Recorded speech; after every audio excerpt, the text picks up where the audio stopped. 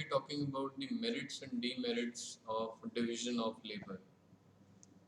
One of the advantages is it increases the productivity of the workers. That means the same worker, after doing the job repeatedly,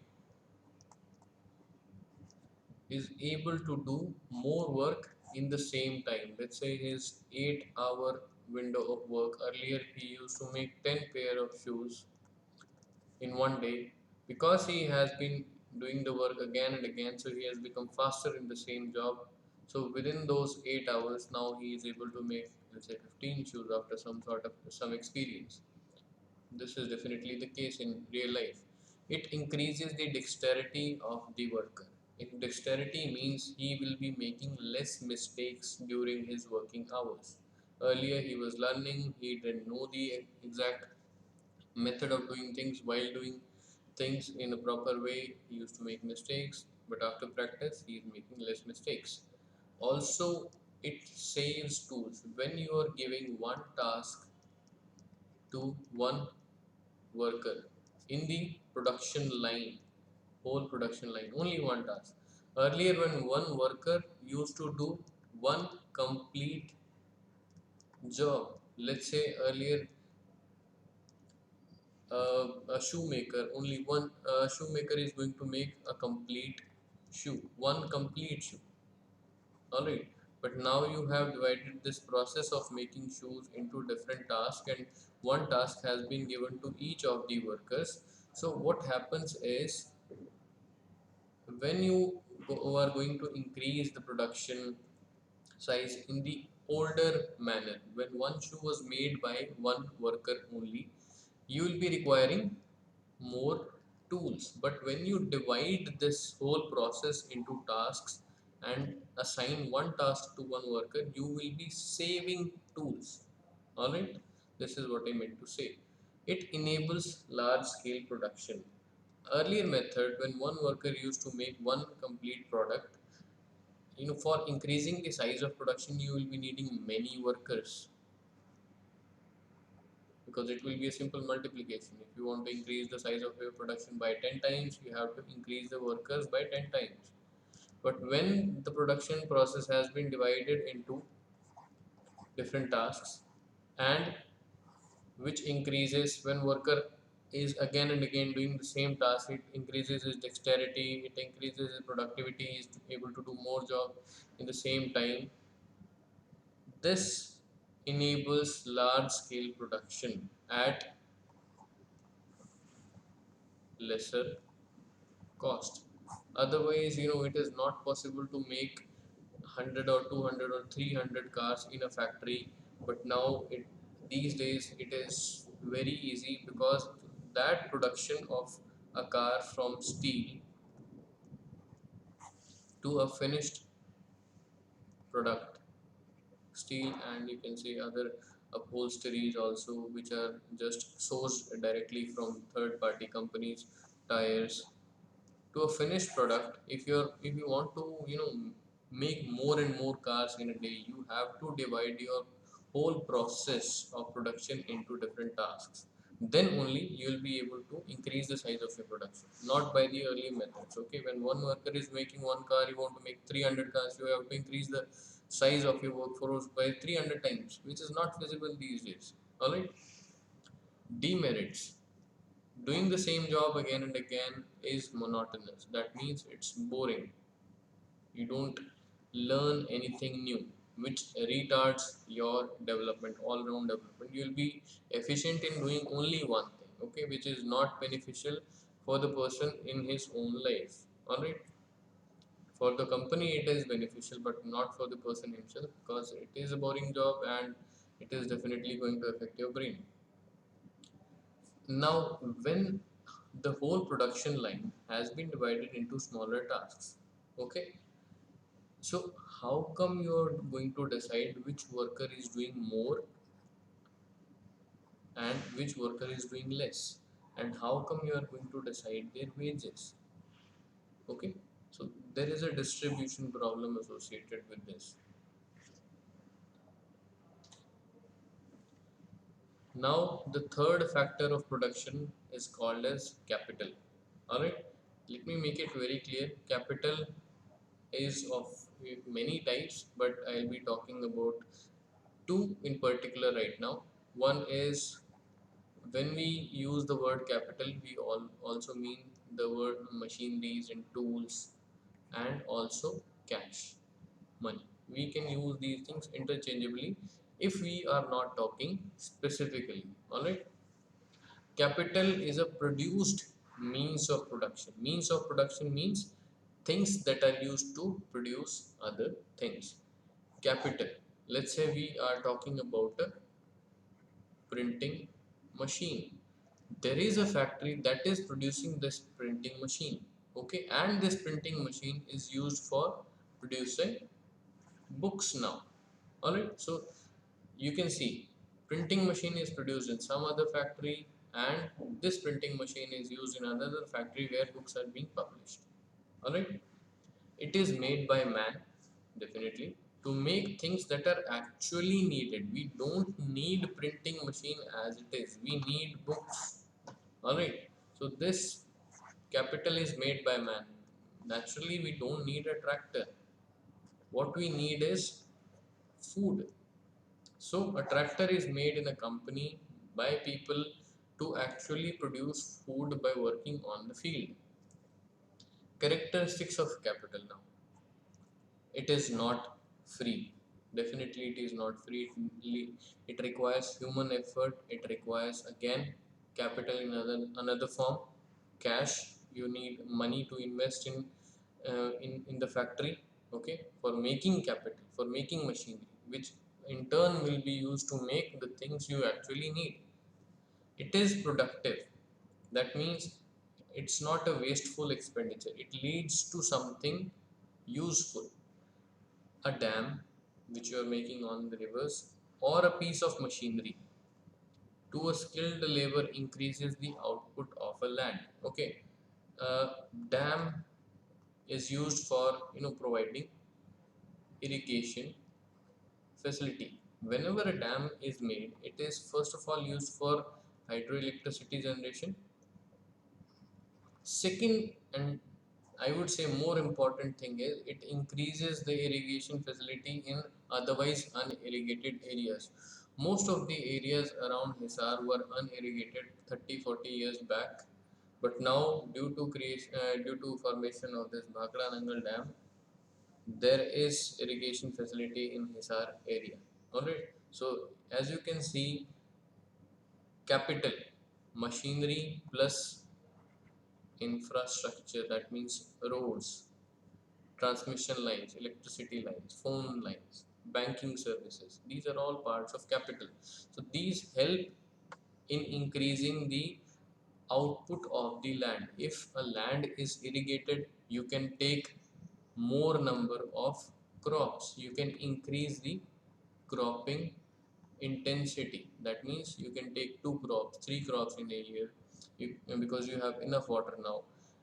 Also, capital can be considered as a piece of machinery to a skilled labor. Let's say you have a driver and who is able to, let's say, drive buses, but you don't have a tractor in your house. Now you got him a tractor. So this person, this skilled labor, can use this tractor to increase the output of the land, because he will be able to do the plowing or field preparations and other operations in time and as and how they are needed. Because in agriculture, if you are not able to do your jobs on time, your output will reduce. All right, so as you can see how different types of capitals, a dam or a piece of tractor or other machinery, is helping to increase the output of our land. That means it is making our land more productive. Alright, if we have capital, we can employ it to our land and increase our output of whatever we are growing. It is mobile. Certain types of capital are mobile, not all of them. Example, machinery of not just tractor, all types of machinery are mobile. You can just take them here from one place to another. Cash, you can just transfer them from one place to another. Supply can be altered according to the demand. So, capital is in turn required to produce things we need. We don't need capital as it is. If our requirement of something reduces, then the supply of that capital can be reduced because there is no demand. If the demand of tractors or harvesters of certain type reduces, so supply can be reduced or can be increased based on demand. Alright. Now, classification of capital. I said I'll be talking about just two or three types of capitals in the back slide, but capital can be classified based on different things into different types. Now, let's see. These yellow marks are the basis on which the capital has been classified. Alright. So, first one is classification of capital based on who owns that capital. Alright.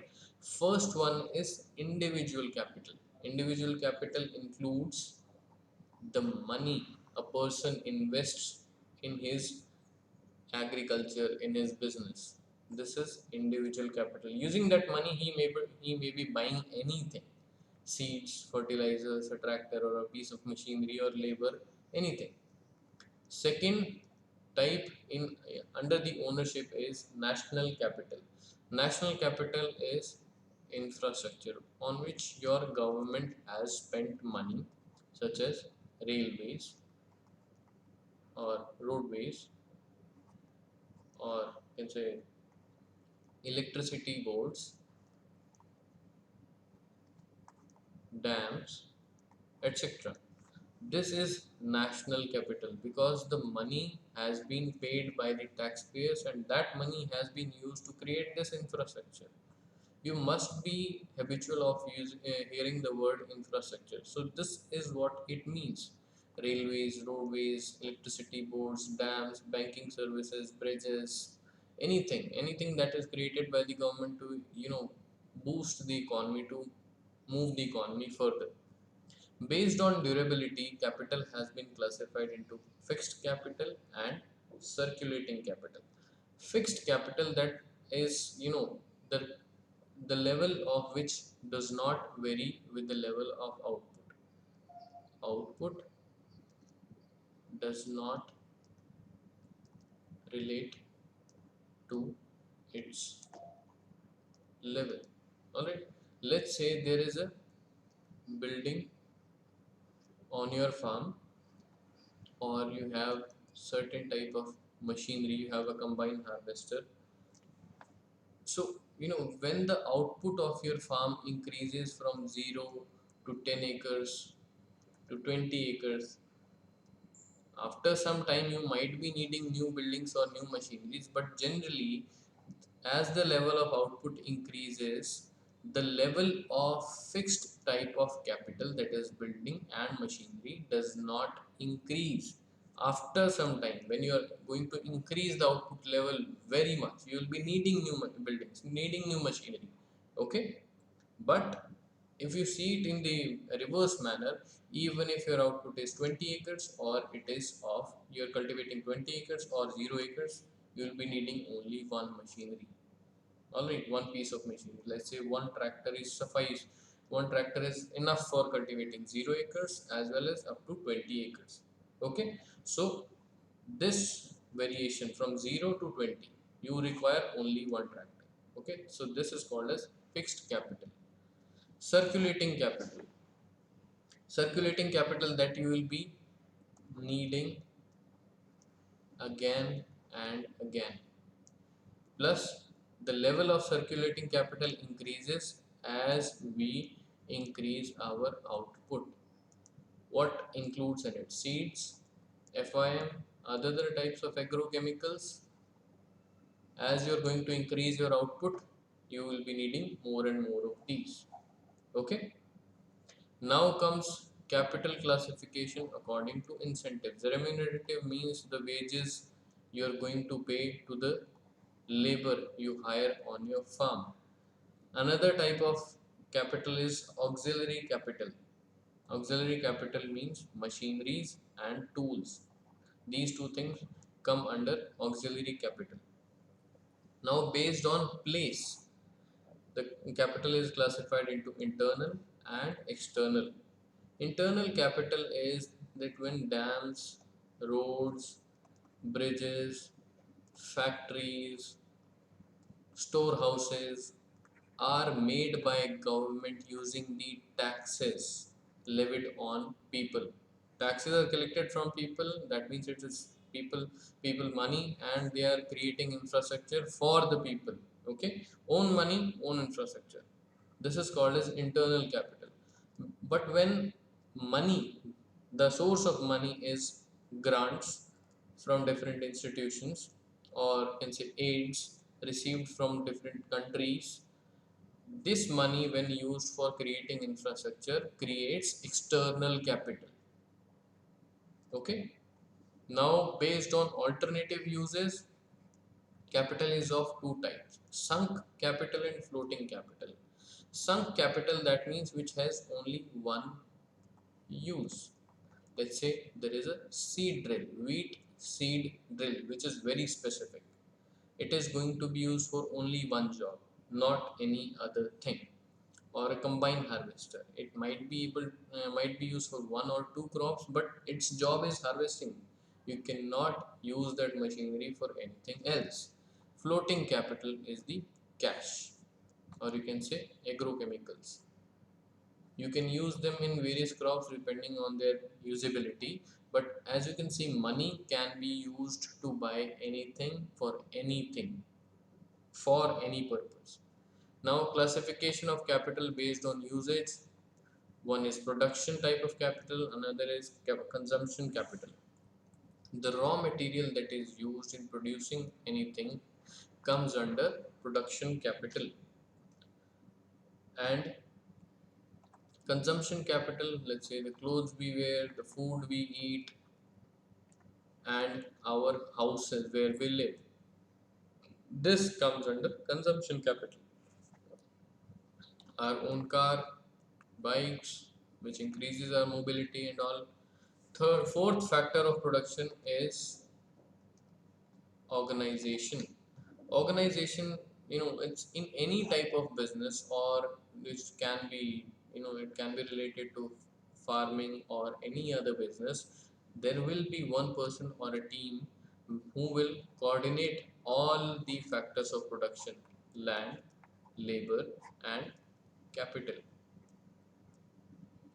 and takes full responsibility of the outcome of that business. That means even if he gets profit, it's his. Even if he bears losses, he has to bear them. Okay, there is complete risk and reward phenomena at work here.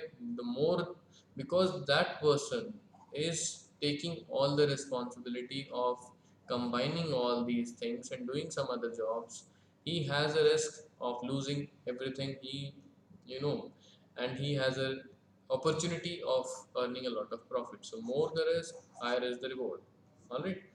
This person who does all these things is called as entrepreneur, you can say, or an organizer. And the activity he is doing, it is called as enterprise or an organization.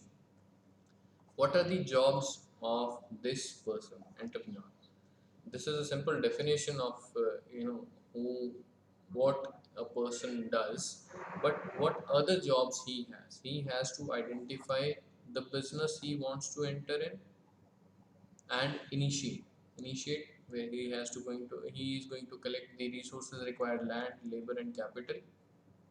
He has to finalize the location where he's going to work. He has to organize some other things. Again, these two things can be related to finalization of location and organizing other factors of production, getting labor from different place according to his business. Specialized labor is required for different types of businesses. You have to apply for loan. You have to apply for a rental palace, place where you are going to work. You will be needing your infrastructure. You have to develop a place where even if you want to set up a factory, you have to do many things. Then the production process starts, and during that process he has to supervise that what is going on. he has to evaluate. During the production process, he has to evaluate if everything is going on fine or if there is any problem. If there is any problem, he has to solve it. And in the end, during this process, he might be earning profits more and more, he might be bearing losses. So in any case, he needs to innovate, he needs to move on, he needs to find new ways of earning more profit or avoiding losses. Now comes different forms of organization. You have seen what are the jobs of an organizer or an entrepreneur, and now we'll be talking different types of organizations. There are generally five types of organizations. One, sole proprietorship, that is when the property that then the business that is being run and owned by only one person. Partnership, two or more than two people, there are different types, general and limited partnership. Third one is joint stock company. Fourth one is cooperatives.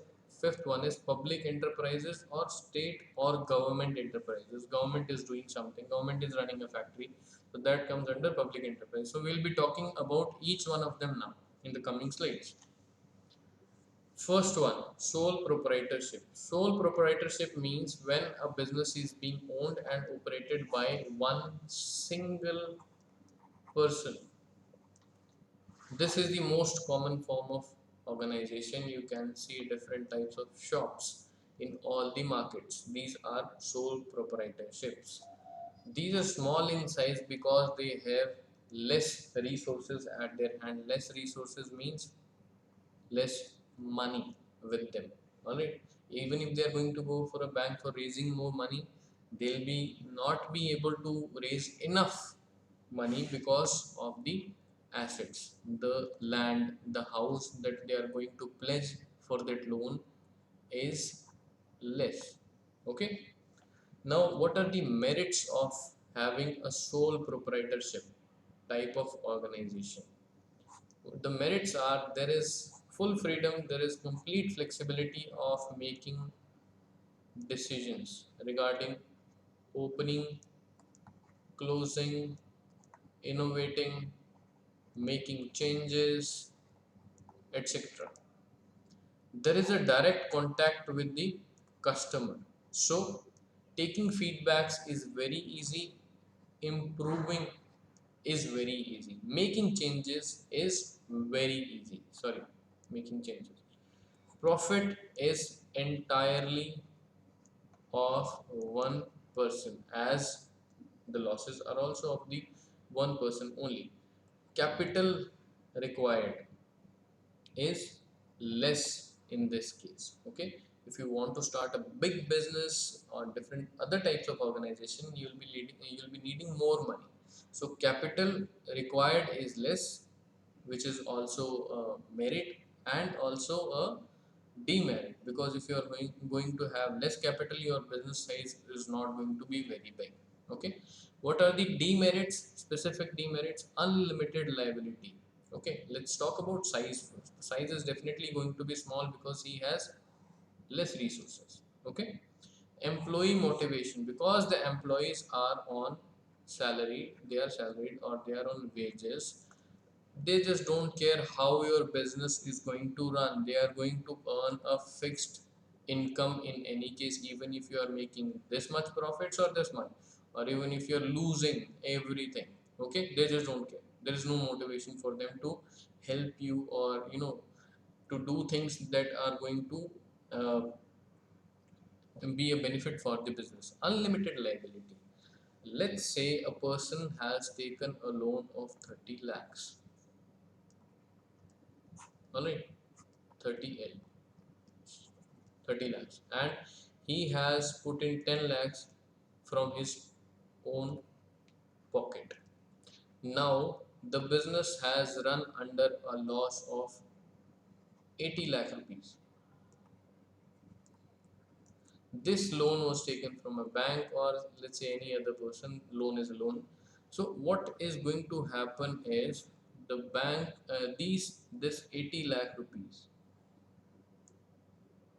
sorry, I'll be rephrasing the question. Let me just rephrasing everything. Let me just erase it first.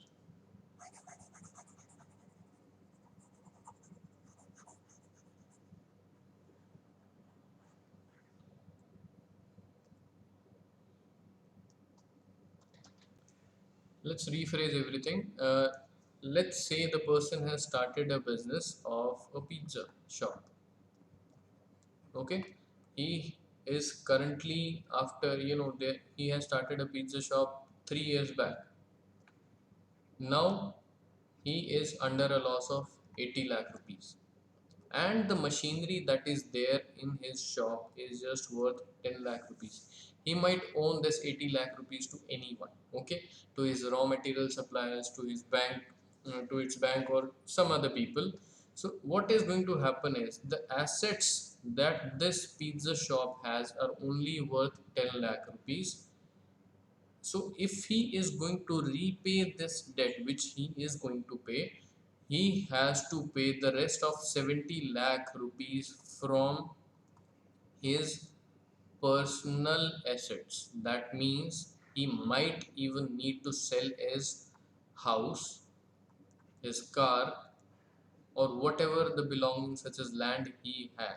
So unlimited liability, in the case of unlimited liability, the personal assets of the business owner are at stake. Alright, there is another form of liability that is called as limited liability, where the personal assets of such as house, car, land are not at stake. But in case of sole proprietorship, there is unlimited liability. That means whatever the loss amount, you are going to repay with your money in your pocket, with the money in your business, the machinery that is there in the business, or even if you have to sell everything you have. So there is this big disadvantage also. Second type of organization is partnership.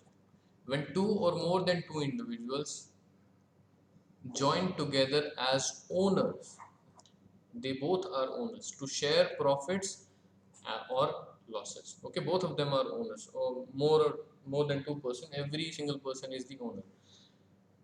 The agreement regarding these, regarding which things happen between those individuals, the people who are starting this partnership, how much money each person is going to contribute, who is going to do what what are their jobs, they will be specifying their jobs, who has the right to withdraw money when in need, for what purpose he is going to withdraw, these things are going to be specified. Sharing of profits and losses, all right, how much profit one person is going to share. Let's say there are three partners, one, two, three. This is going to share 10%, 20%, rest 70%. This can happen. Okay, this depends on the agreement that there is. This is highly variable. There are generally two types of partnership: general partnership and a limited partnership. In general partnership, irrespective of the money, that is capital, that is being contributed by partners, all the partners are going to be equal. Equal in the sense, in case of profit also, in case of decision making also, profit and losses and decision making.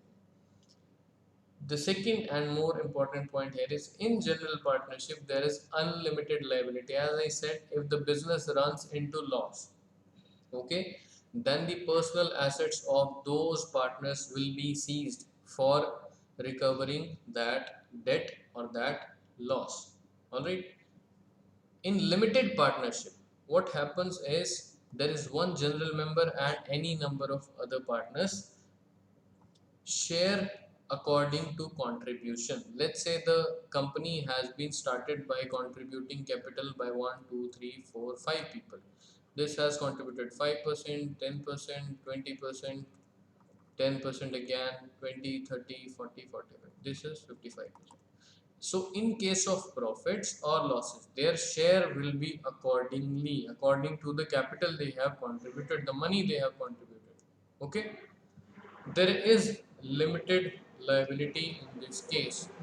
If this business started by all the people runs into a debt of, let's say, 50 crore rupees, and the business, the factory that they have set up has resources, has assets, has machineries, has cash, okay, of worth 10 crore rupees only, then the partners are not liable to pay the rest of 40 crore rupees from their assets, from their personal assets, such as their houses, their cars, which are not related to this business. So, this is how limited liability works, and general partnership there is unlimited liability, limited partnership there is limited liability. So whenever the size of a corporation, size of a company increases, people tend to shift from general partnership to limited partnership, because of when the size increases, risk increases a lot. That's why people prefer to move to a limited liability partnership.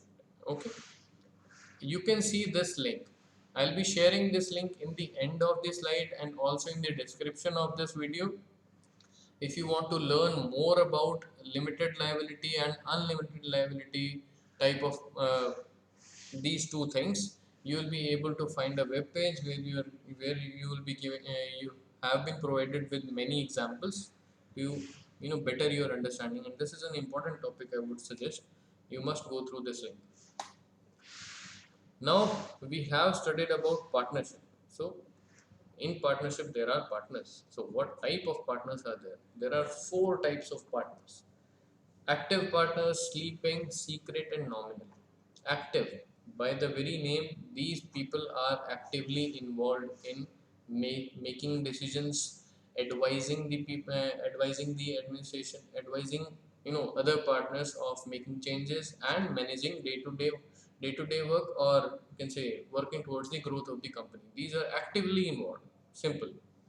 Sleeping partner, they only contribute capital, that is, they only contribute money in that business. They will be sharing profits and bearing losses, but they will not be taking part in running the business. Alright, they will be just, I just want to invest the money, I just want to share the profits and losses, but I don't have time to run the business. So those partners are sleeping partners. Secret partners. Secret, by the very name it suggests, name is not disclosed. He will take part in running the business.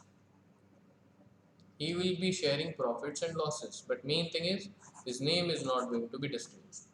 Fourth type of partner is a nominal partner. Generally, this type of partners are people with high repute. These are widely known people, okay, and the name of these people are attached with the business for the sake of their popularity, because by their name only will be able to sell. But in the case of a fraud, in the case of loss to a consumer, third party, can be a consumer or can be a supplier of any raw material, if there is any fraud with these people, they can sue this nominal partner, because they see that person as a partner, even if he is for namesake only. Okay, he is a partner to a third party. That means anyone, a consumer or a supplier, they think that this person is a partner, so we can sue him. Now comes the third type of organization, that is called as joint stock company. These two hindrances, that is unlimited liability, which you know creates dark clouds over the personal assets of the businessman, which is very dangerous for the businessman, plus limitation of funds in the case of sole proprietor. This is in case of general partnership, also in case of sole proprietor.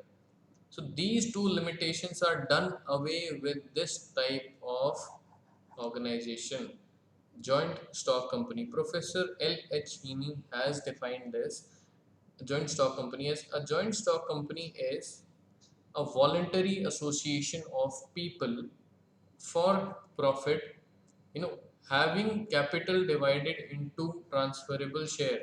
This company is going to divide its capital worth of 10 crores, let's say, into 1 lakh shares. So one share is of 1000 rupees each. So if anybody wants to be a partner in this company, he can own the shares. If you're going to purchase even one share of that company, you'll be a partner. Okay. Joint stock company is a voluntary association of individuals for profit having capital divided in this manner in the form of shares which are transferable from one person to another. The ownership of those shares decide your membership in that company. Alright, these shares can be transferred. The amount of shares be can owned by one person can be anything. It can be one share, two shares, five shares, 10 shares, 10,000 shares. Also, you can sell these shares from one person can sell these shares to another. Whosoever is whosoever knows the working of the share market where you can buy and sell your shares will understand this thing very easily. Rest of you can also understand it by the way of this explanation. Now, to start a joint stock company, two documents are required to be submitted to the registrar of joint stock companies. Remember this thing. One is MOA, Memorandum of Association. Second thing is Articles of Association.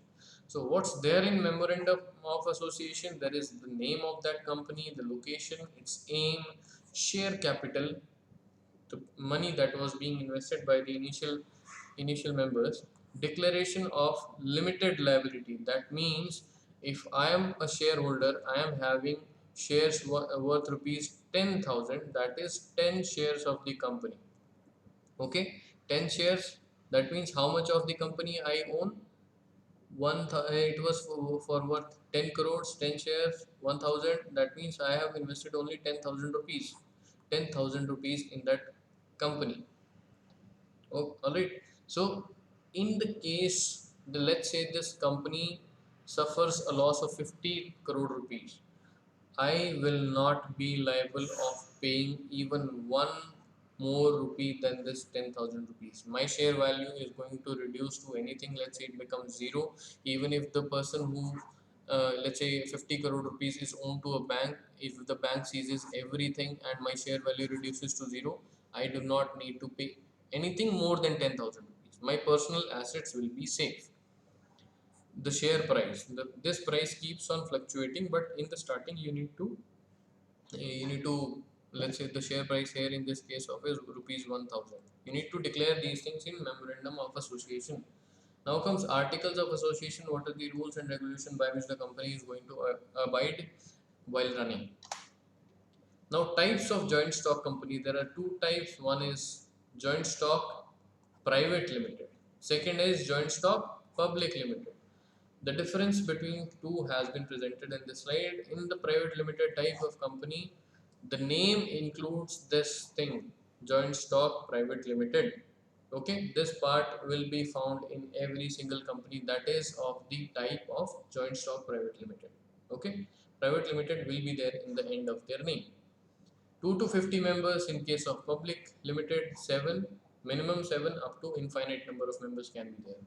Annual balance sheet submission to registrar of joint stock companies need not be done in this case. Okay, and the shares can also they cannot be transferred from one person to the another in case of private limited. Whereas in the case of public limited, submission of balance sheet and transferable shares, as I told you in the very beginning, shares can be transferred. Annual balance sheet submission to joint stock registrar of joint stock companies is extremely important. Meetings are to be held timely and the balance sheet is also be supplied to the registrar of joint stock companies. Source of finance for joint stock public limited company is shares. The people who invest in that company, people who buy those shares, plus borrowing in the form of debentures. Debentures are long term loans. Let's say I have 10 crore rupees me and this public limited company needs money. I'll give my 10 crore rupees to them. So in the form of a debenture, that means they will be paying me 10% rate of interest annually. And every year they are going to pay me that sum of money, and in the end, let's say it was given for 20 years, after 20 years I'll be getting this money along with some interest back. Okay, so this is called as a debenture, long term loan. Now, public cannot buy shares in a private limited company. Public can buy shares in a public limited company. The shares can be sold. They are transferable through a stock market. In the end, there is a name called private limited in case of joint stock, private limited company. So these things are not very organized, but as you can understand it very well. Okay. Now, types of shares. We have been talking about shares all along. So, what are the types of shares? Shares. First of all, understand what is dividend. Okay, let's say you are a partner in a company which has just made a profit of 10 crore rupees. Let's say you are a shareholder. Okay, and you have 10% shares of that company, and it just registered a profit of 10 crore for this year, and it wants to pass on some money to its shareholders. All right, so that money which is passed on, that profit which is passed on to its shareholders, is called as dividend. Dividend is the share of shareholders in the profit that the company has made, in the profit the company has made. All right, they are naturally the shareholders, they own some part in the company, but by running the company every year keeps on making money. A part of that money comes to you. This is called as a dividend. Okay, now shares are of three types: ordinary, preferred, and deferred. Ordinary shares, that is dividend, is according to the net profit. Dividend is given according to the net profit, which is understandable as I have told you here. On liquidation, or liquidation means when the company is going to be sold out, it is going to be closed. Let's say you own 10% shares and the company has just been sold for 10,000 crore rupees. Okay, so 10% is 1,000 crore rupees you will be getting, but secondarily, first the money is going to be paid to the preferred shareholders. All right, this is secondary. Okay, preferred, they are going to get fixed dividend every year, no matter how much the company makes. They are going to get 10%, let's say 10 crore rupees, 20 crore rupees every year. Their dividend is fixed, no matter how much loss or profit a company makes. Let's say it is fixed to 10 crore rupees, he is going to get 10 crore rupees every year. On liquidation, when the company is going to be sold out or closed, first payout is going to be given to these shareholders. Let's say a person is a 15% shareholder and a company that has just been sold was worth 1 crore rupees, so he is going to get 15 lakh rupees first. Everyone else is going to get secondarily. He is going to be the first person to get the money. Deferred shareholders, he will be the person who is going to receive the dividend in the end after paying this, who gets fixed money, then ordinary people, then deferred shareholders.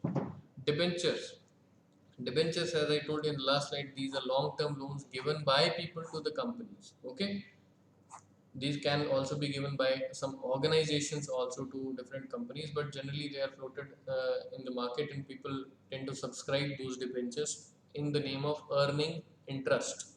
Okay, companies are going to float debentures. That means they are asking for money from people. Okay, they are going to float these schemes that give us this much amount of money, we'll be paying you this much amount of interest annually, and this much amount of interest and this principal amount in the end of the period. Okay, people are going to buy these debentures, annual interest plus some and principal plus some other things based on debenture to debenture, which is offered.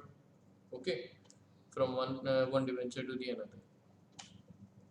Cooperatives, the fourth type of organization is cooperatives.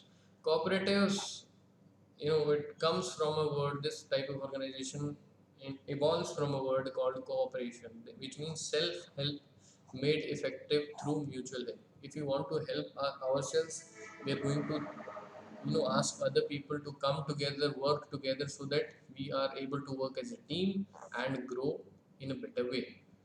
The idea for this, or the motto for this, is all for each and each for all. Everyone is going to protect every single person. Okay, for protecting the weaker section of the society. This is mainly for people who are not bankable, who the banks does not consider to be credit worthy. Credit worthy means who the banks do not think fit for getting a loan, because they might not be able to repay the loan. Okay, this is for enabling them, for empowering them. If they have money, they can start their business, they can earn money, they can increase the standard of living. What are the features of cooperatives?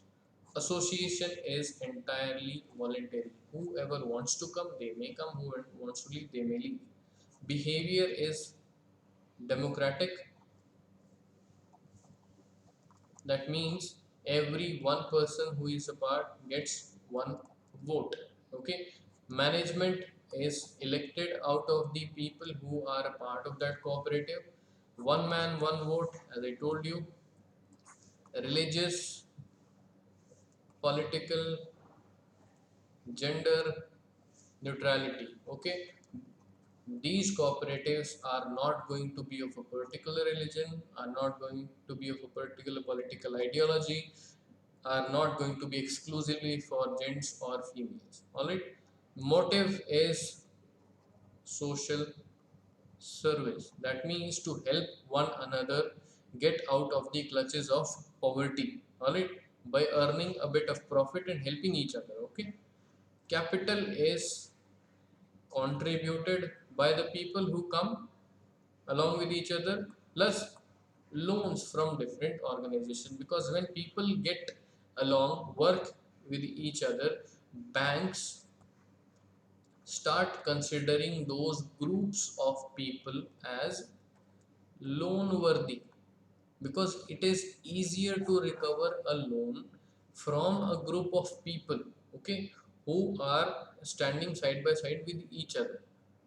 All right, individual may not be considered bankable, because when all of them come together with each other, they have enough amount of capital, and if their work performance for the past 1 or 2 or 3 years has been good, so the banks can actually believe, after auditing their business, that they are loan worthy, and they can get a loan from banks as well as from government plans. Now, types of cooperatives. There are three types of cooperatives. We'll be talking about two in this slide.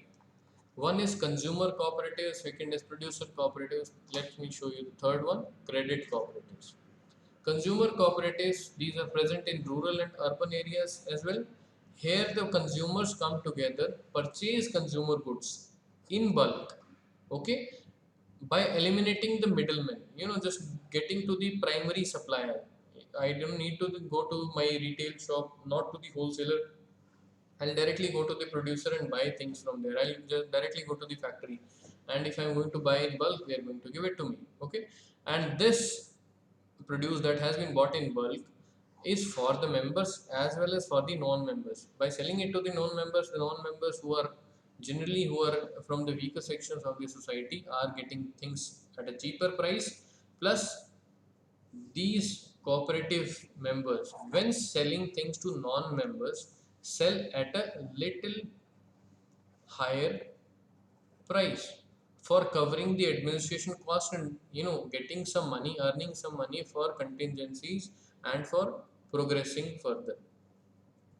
The profit, as I said, by charging a little higher price or saving money, is used to cover up administrative costs. Dividends, that means money that is given to the shareholders, not the shareholders, to the partners. Okay, contingency for unseen, or can say the circumstances which might come or might not come in the future. Investment for growth, for opening opening new branches in new areas.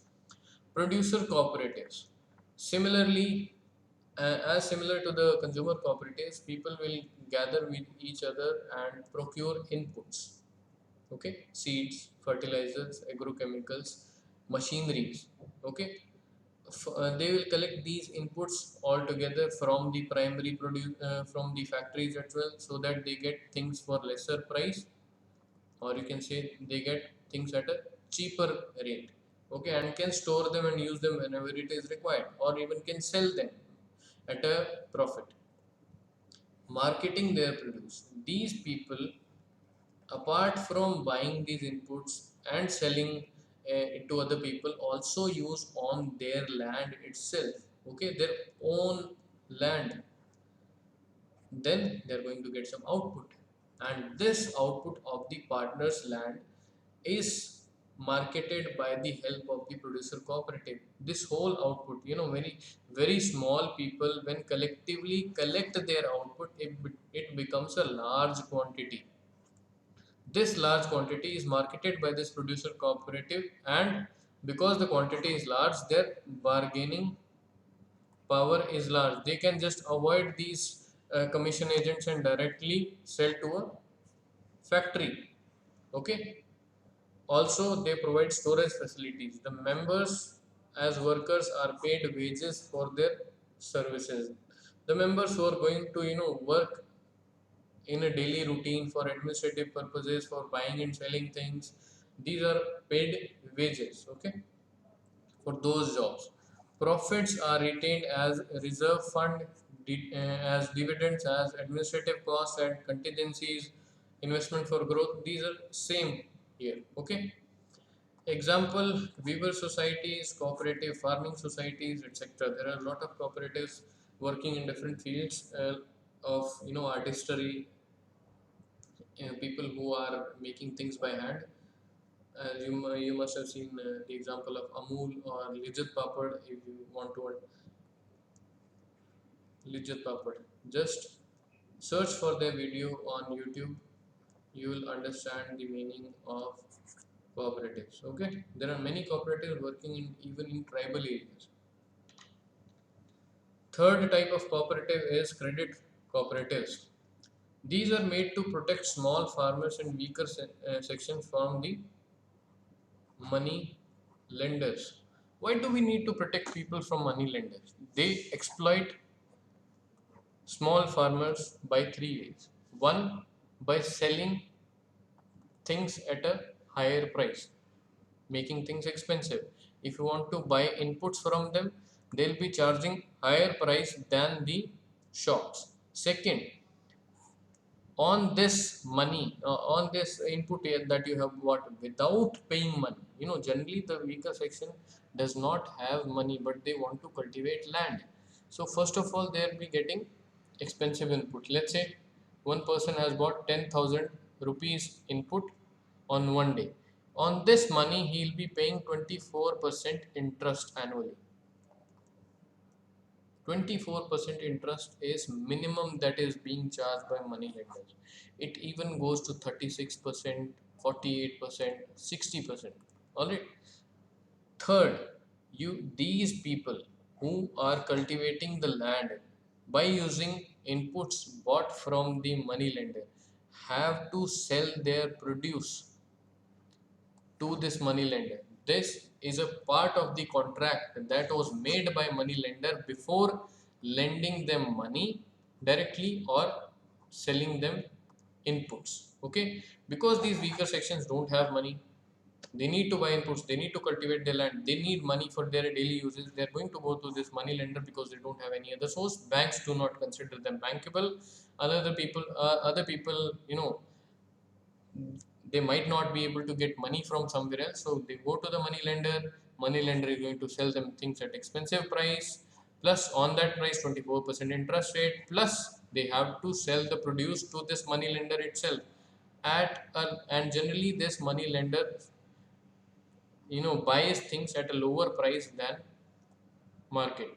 If you're not going to sell your produce back to this money lender, he is going to charge 2.5% of the value of the produce you have sold in the market. So this is how people are exploited by money lenders. I gave the example of a farmer. Okay, weaker section means I am talking about a farmer here, and this these things, the interest rates, the prices that are being charged, the interest rate prices, and this levy, if you're not going to sell your produce back to the money lender, varies from region to region. But generally, this is how the money lenders exploit the weaker sections. That's why they need protection. And one way to protect is a credit cooperative. When these small people come together and contribute bits of money, and which becomes a good amount, 1 lakh rupees, let's say it has become. Now this 1 lakh rupees is used by these cooperatives for buying different inputs for cultivating their lands easily. Plus, when people have organized themselves into credit cooperatives and have been working for 2 to 3 years, banks are going to audit their working style, their the record books, and if everything is okay, they are considered bankable. Banks generally start lending to them, only lending or giving loans to them at a lower rate of interest. All right. In rural areas, there are supposed to be more than 10 members in a credit cooperative. Funds are shared, that is share capital, everyone brings in some money, plus loans from banks, commercial banks, plus state cooperative bank. These are different types of banks: state cooperative bank, district cooperative banks, primary agricultural cooperative societies, which is this PACS. Now comes short-term loans are provided. Generally, short-term loans are further to the members with a slight extra charge.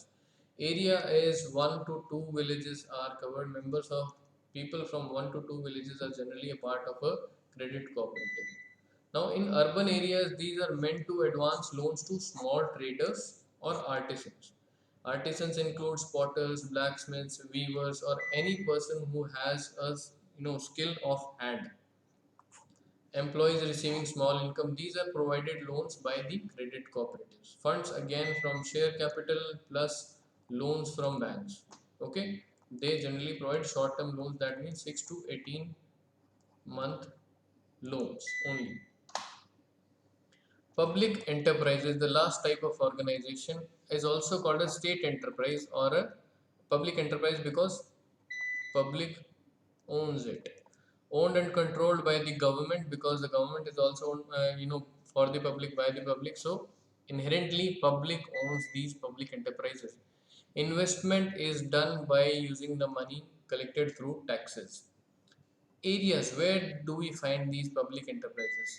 We find these enterprises where heavy investments are required in the beginning.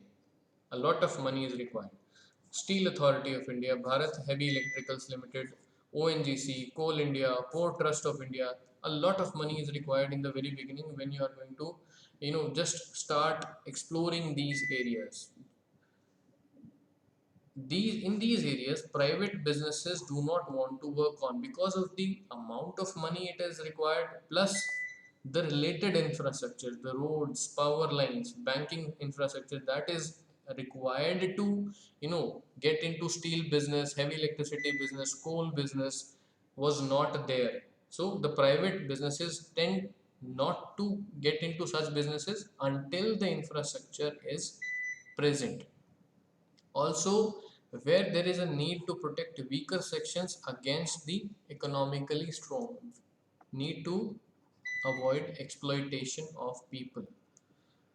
Government invests in railways, roadways, hospitals, nationalized banks, because if the private players or if there is a private business that is going to run the railways, run the roadways, run the hospitals and nationalized banks, they are going to run it for profit only. But as we know, a large portion of our population is under poverty, or you can say their income is less. Then naturally government needs to protect those people by investing themselves in railways, taking care of these sectors of the economy by themselves, so that more and more people can get these services at an affordable price, okay, and can climb up the ladder of increasing their standard of living. Also, as I told you, areas where private businesses do not want to work, BSNL, ONGC, Indian Railways. Earlier BSNL was the only service provider and not any other player came along until the late 2000s, because there was a lot of investment required initially. There was a lot of infrastructure problems going on. Infrastructure was lacking. So private businesses are going to enter into a business when the situations are congenial for them. When BSNL established everything, established in the network, established increased the demand of mobiles or connectivity to a certain level, to a profitable level, then only the private businesses came in. Before that, they're not going to come in. Implementing government programs such as food security programs, where food is being provided, food grains and other things are being provided at concessional rates. Food Corporation of India, Central Warehousing Corporation, State Warehousing Corporation, these are the organizations which are run by the government for providing food to the weaker section of the society. Private companies are not going to enter into this business because this is a social service business, not a profit earning entity. So this will be all for this current lecture. These are the two suggested readings from page 61 to 82 in this book, and this link, as I told you in the one of the slides, about limited and unlimited liability. Thank you everyone. I hope you enjoyed this lecture. Thank you very much.